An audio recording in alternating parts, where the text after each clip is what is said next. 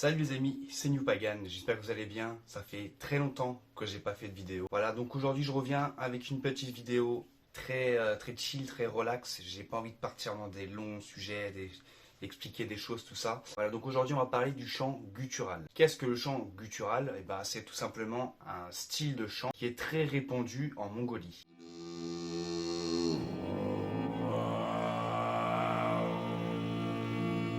C'est un style de chant que les chamans, en tout cas, utilisent beaucoup en Mongolie. Et paradoxalement, c'est un chant aujourd'hui qui se retrouve beaucoup dans la culture viking nordique, et bien qu'on peut écouter, par exemple, sur le groupe Eilung.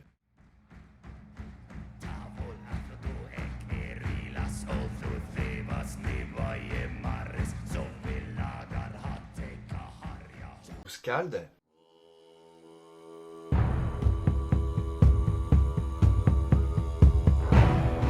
Et bien d'autres groupes encore. Alors pourquoi est-ce qu'on le retrouve, ce type de chant mongol, dans des musiques dites nordiques? Eh bien parce que, comme je l'ai déjà expliqué, de mon point de vue en tout cas, la culture mongole, chamanique mongole, se rapproche beaucoup en fait à la culture chamanique nordique. Alors je ne dis pas que les nordiques, en tout cas, utilisaient ces chants à l'époque, mais en tout cas, les deux cultures ont beaucoup de similitudes. Donc voilà, je trouve ce chant relativement cool. Et en fait, je me suis demandé s'il n'avait pas des vertus ou en tout cas quelque chose qui pourrait amplifier mon apprentissage sur la voie spirituelle du chamanisme et du paganisme. Ce que je me suis dit en fait tout simplement, c'est que ce chant en fait provoque une espèce de vibration, une puissante vibration qui pourrait peut-être aider à des voyages donc dans les autres mondes ou à l'intérieur de nous-mêmes pour des méditations. Dans le côté chamanique, vraiment, on a vraiment on recherche vraiment cette puissante vibration à travers les tambours ou la guimbarde ou des chants justement. Et je trouve que ce chant est très intéressant. Je fais d'ailleurs un parallèle dans la culture hindoue, donc culture qui est cousine de la culture celtique. Il faut savoir que les Celtes ont migré dans deux peuples différents. Donc d'un côté les Celtes d'Europe et de l'Asie. Voilà. C'est pour ça qu'on parle de langue indo-européenne. Donc la culture hindoue en fait est très proche de la culture européenne. Et justement, dans la culture hindoue, on a ce Om, le son Om qui provoque cette vibration. Donc le son Om, appelé aussi mantra primordial, veut dire tout simplement vibration primordiale. Voilà, on estime qu'en fait ce son se rapprocherait de l'essence de la création, tout simplement. Et donc je me suis demandé, ce son Om mélangé au son guttural chamanique pourrait amplifier ou aider en tout cas les trans chamaniques. C'est pour ça que j'ai eu l'envie d'apprendre le son guttural. Et croyez-moi, c'était compliqué. Je sais pas pourquoi, mais quand j'ai essayé, direct, j'ai fait le son.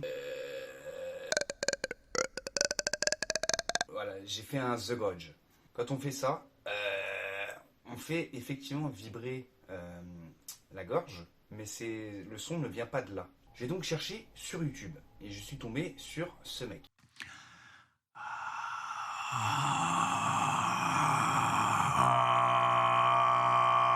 J'ai écouté ses conseils et j'ai appliqué. Et clairement, ça rendait pas la même chose.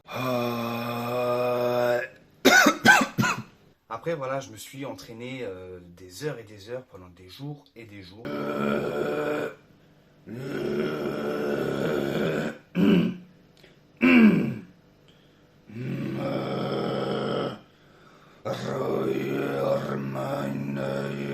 J'ai persévéré et jour après jour, ça me paraissait de plus en plus simple.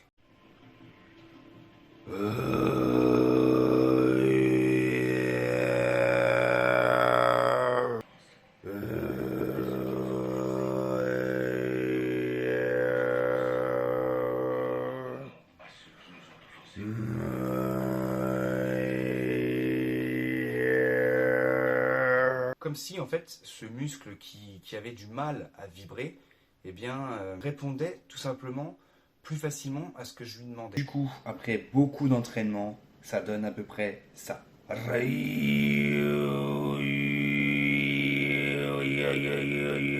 C'est bizarre parce que la vibration elle vient pas tout de suite. Il faut essayer vraiment de l'attraper. Et après, c'est comme si on la sentait se déplacer en haut ou en bas. Et il faut essayer vraiment de la diriger.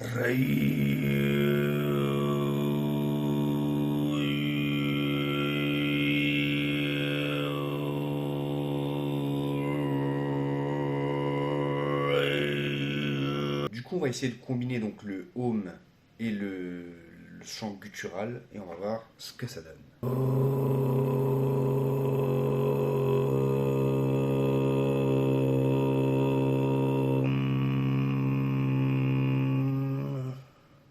Voilà, on peut dire que j'ai réussi à pratiquer ou en tout cas à maîtriser les bases donc, du chant guttural. À présent, ce que je vous propose, eh bien, c'est pour finir en beauté une petite séance au tambour avec ce fameux mélange de home et de chant guttural.